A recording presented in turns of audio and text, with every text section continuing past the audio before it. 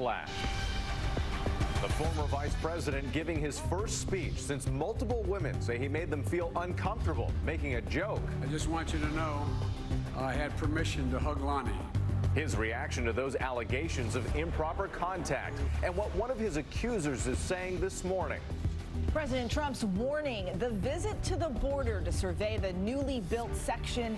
This morning, his threat to asylum seekers and his message to migrants. Our country is full. Can't take you anymore. New overnight, look at this, power pole problems. The incredible chain reaction sending dozens of poles crashing down, one landing on this car. Live wires trapping people inside, power knocked out to thousands. Stay under the bridge. How did this happen? Wild police chase. The chaos caught on camera. The driver in a suspected stolen truck smashing into 3 patrol cars. The demolition derby and the search for the driver this morning. And spilling secrets? What tennis star Serena Williams said about a pregnant friend. The speculation? It's Meghan Markle. Did she accidentally reveal the baby's sex? The possible foot-and-mouth fault. Live from ABC News in New York, this is Good Morning America. Good morning. You're so proud of yourself for getting that tennis joke this morning. Yes, fault. That's a tennis joke. Fault, yes. I like it. Also coming up on the show, the latest on the Final Four, the women's matchups overnight, and tonight the men's games. We've got expert analysis from ESPN. Yeah, expert analysis from those other than Dan Harris. We do appreciate yours as well. I was thinking about this. The best way to have a perfect, what's it called again? Fault? No, the thing you do to make the bracket. The bracket. Oh, wow. The best way to have a perfect bracket, find another hobby. Oh, gosh. Perfect. There we go. More on that coming up. We do want to start, though. We have some breaking news this morning to get to. Nearly 40 million Americans at risk for severe weather this weekend, including tornadoes, damaging winds, and large hail. Oh, my God. Look at this trampoline fly away in a severe storm in Florida and in Texas. Hail cracking windshields. Rob is tracking all of it for us this morning. Rob, good morning to you. Good morning. It is April now, so we're going to see more of these scenarios. But already this morning, we are seeing storms fire up across the western half of Texas. You see the brighter pinks in there. That indicates some hail. We've got some big stuff coming down with winds gusting to 60 miles an hour. So it's pretty much an all-day event where you get another round firing just south of Dallas, Waco, and Austin later on this afternoon, getting up through the Arklatex. This will likely have some damaging winds. Can't rule out an isolated tornado. And then tomorrow we reload the atmosphere and expand this whole area of risk right up through Nashville, Louisville, and St. Louis. So it's an all-weekend event of severe weather. We'll talk more about it throughout the show. Back to you guys. Eva? All right, thanks, Rob. We'll check back with you in just a few minutes. But now to Vice President Joe Biden facing backlash over jokes he made in his first public appearance since those allegations of improper contact. ABC's Stephanie Ramos joins us now with how those comments are being criticized. Good morning, Stephanie. Eva, good morning. Just days earlier, Joe Biden put out a video on Twitter saying he gets why women are concerned and that he will be more mindful moving forward of personal space. But he kicked off his event yesterday joking about it. In his first speech since multiple women came forward with accusations that former Vice President Joe Biden made them feel uncomfortable, the potential 2020 candidate brushed off allegations of unwanted physical contact Friday. I just want you to know I had permission to hug Lonnie. We had permission.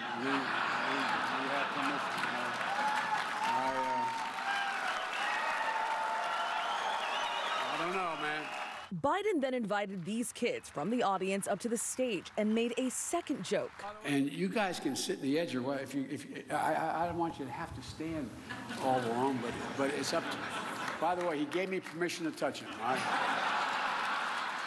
Biden's remarks at the event for union workers didn't go over so well with Lucy Flores, the woman who first accused Biden of kissing the back of her head at a rally 5 years ago. Flores tweeted, "It's clear Joe Biden hasn't reflected at all on how his inappropriate and unsolicited touching made women feel uncomfortable. To make light of something as serious as consent degrades the conversation women everywhere are courageously trying to have." Biden immediately after the speech explained his comments. It wasn't my intent to make light of anyone's discomfort. I realize my responsibility is to not invade the space of anyone who is uncomfortable in that regard. And And I hope it wasn't taken that way. President Trump, who's had more than a dozen women come forward alleging misconduct against him, ranging from sexual assault to harassment to inappropriate behavior, says Biden is only a threat to himself. You got to sort of smile a little bit. Do you see Joe Biden as a threat? No, I don't see Joe Biden as a threat. Biden actually says he wouldn't be surprised if more women came forward and said they felt uncomfortable around him. But he's also said he's had hundreds of people reach out and say the exact opposite. So, guys, it looks like Biden is ready for what's coming his way, and he hasn't even announced that he's running for president. No, but a lot of people expect he will soon. Stephanie, thank you very much. For more on this, let's bring in ABC News political commentator Cokie Roberts. Cokie, good morning. I'm very eager to hear your thoughts here. Do you think Joe Biden materially hurt his potential candidacy by his performance on stage yesterday? Look, Dan, we're dealing with a generational problem here. Those of us who are older think young people are deadly serious, but older people also have gone through lots of life experiences that they've gone through by using humor, and Joe Biden is a prime example of that. But it also reminds you of the generational gap and reminds you that he's old, and that's a problem for him running for president regardless of these allegations. So what, if anything, can he do to put this behind him? Do you see this as a blip or a real roadblock?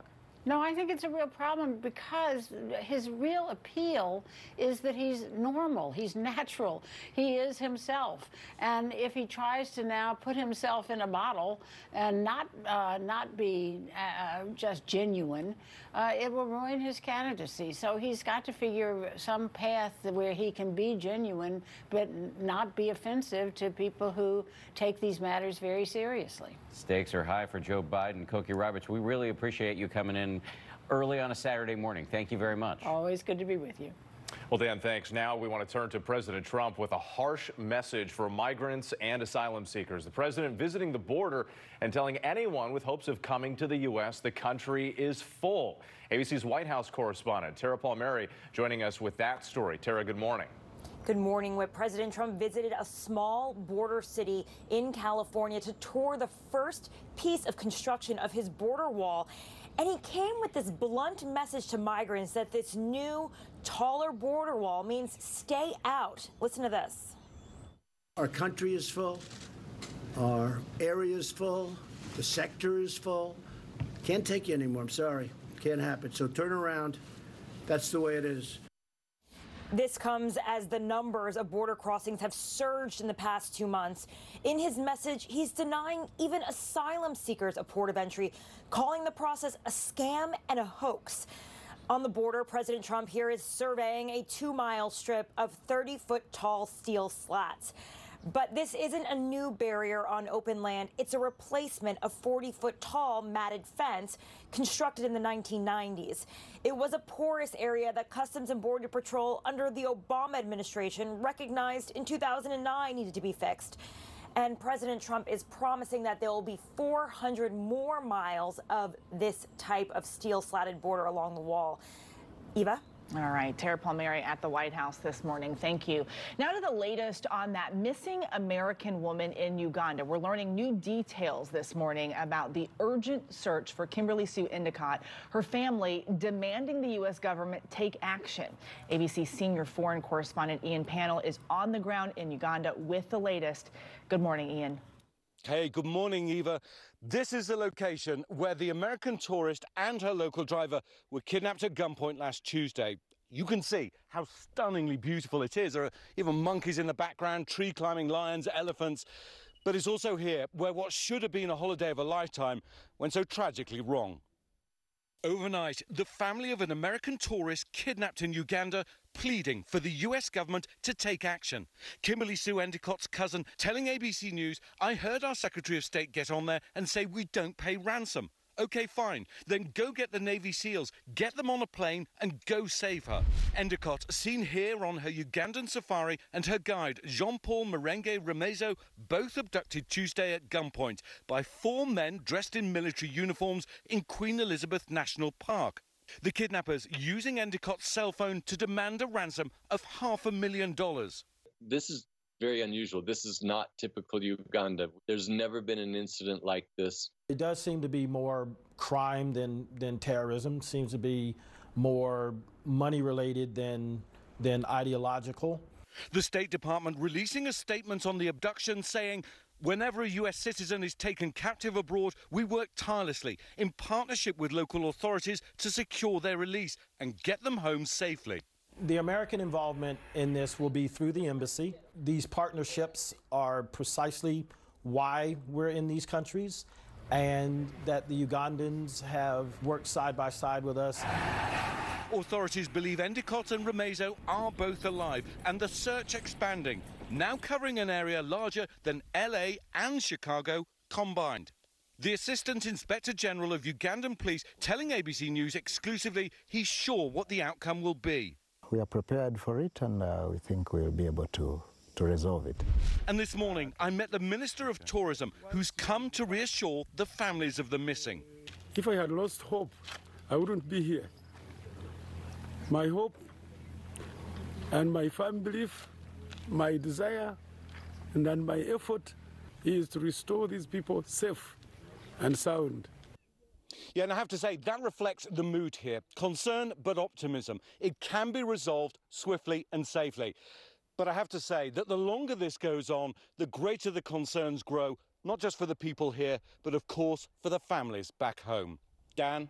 Ian, thank you very much. Really appreciate your reporting, and we're thinking about those families, of course. Meanwhile, back here at home, it was a surreal scene in Seattle. Thousands of people losing power when poles went down in a terrifying chain reaction. ABC's Maggie Rulli has more on the damage and a dramatic rescue effort. Overnight, thousands in Seattle are left in the dark after more than a dozen power lines came crashing down, trapping 2 people inside a car and causing chaos as witnesses nearby scrambled to safety. Wires down. They have about 15 poles down. The car caught right in the middle, pinned and surrounded by a tangle of live power lines. All I heard was this loud boom crashing, and then power lines are falling. First responders rushing to the scene, desperate to turn the power off as rescuers worked to carefully pull the 2 people out, one taken away by stretcher. Another pole falling next to a museum, the power cut off with hundreds of visitors still inside. A stunned visitor capturing the moments. Terrified families with children were escorted out, passing the mangled wires. Stay under the bridge. The damage stretching more than a mile. Authorities cleaning up this morning, still unsure of what caused the poles to fall over. The 2 people inside that car were taken to a local hospital with non-life-threatening injuries, and authorities are collecting surveillance footage to help pinpoint how this all started. Eva? All right, Maggie, thank you. We turn now to new body cam video from a police shootout that left 2 officers injured. ABC's Zachary Keish is here with an extraordinary look inside what turned into a deadly siege. Blood in the driveway, females visible inside, unresponsive. Dramatic police camera footage showing the grueling standoff that turned deadly in this quiet neighborhood. Watch as Henry County Police force their way into this suburban home just south of Atlanta. You ready, Foster? After discovering blood on a garage door and a lifeless woman on the ground inside, now known as Sandra White.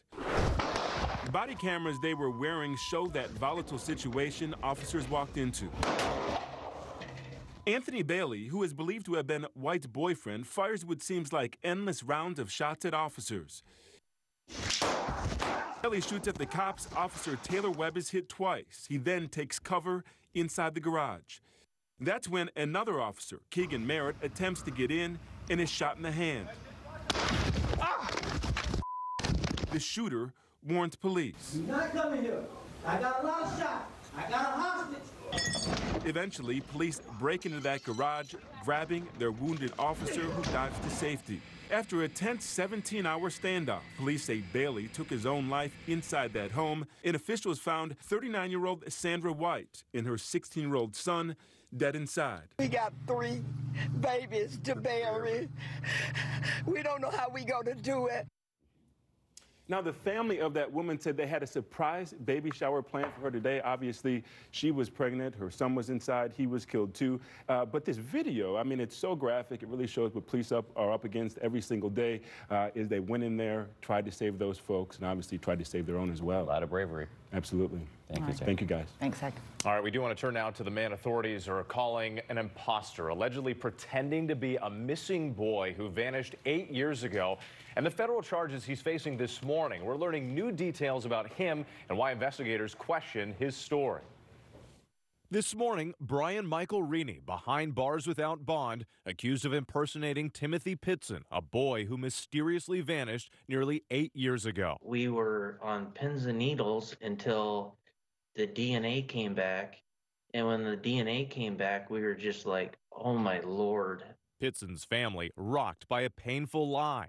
According to court documents, Reaney had been wandering the street and looking confused, telling officers he was abducted when he was 6 years old and recently escaped from a hotel room and had been sexually and physically abused. Reaney declined to give his fingerprints in response to a request for them. So that was a red flag. I think that would naturally raise anybody's suspicions. But Reaney agreed to a DNA test, ultimately revealing he was not Timothy Pitson, instead a 23-year-old convicted criminal released from prison just last month. Reaney telling investigators that he came up with the Pitson story after watching this cable documentary show about the case produced by ABC News. Reaney told the agents that he wanted to get away from his family and that he wished he had a father like Timothy Pitson's father. Police and Reaney's family saying he suffered with mental illness for years. I hope he goes to prison for this, or at least an institution.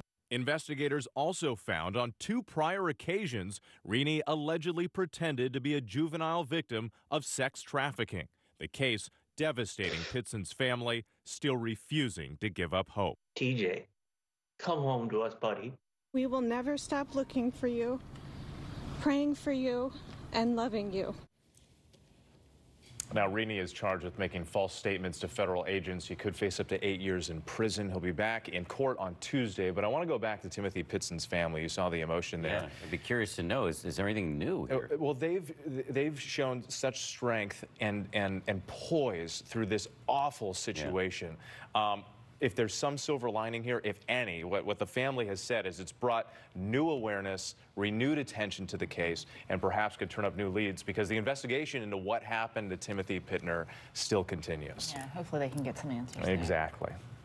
Thank you, Whit, for your reporting this morning. A lot going on in the weather department, so let's kick it over to you, Rob. What's happening? I mentioned April is severe storms month, or the beginning of it. We also, of course, in spring, we have spring thaw, and that brings the flooding. So here you go in the Mississippi River near La Crosse, Wisconsin. It is now receding and heading downstream, but that's problems downstream. But here you see what it's done across parts of Wisconsin. Davenport, Dubuque. You're going to see the river rise here in the next couple of days and looking for major flooding, or major flood stage, I should say, as we get towards next week. That's going to get down eventually to the southern part of the Mississippi River, which is already swollen, and we've got several rounds of rain that will bring severe weather. We mentioned that, but also look at the amount of rain we'll see here through the weekend.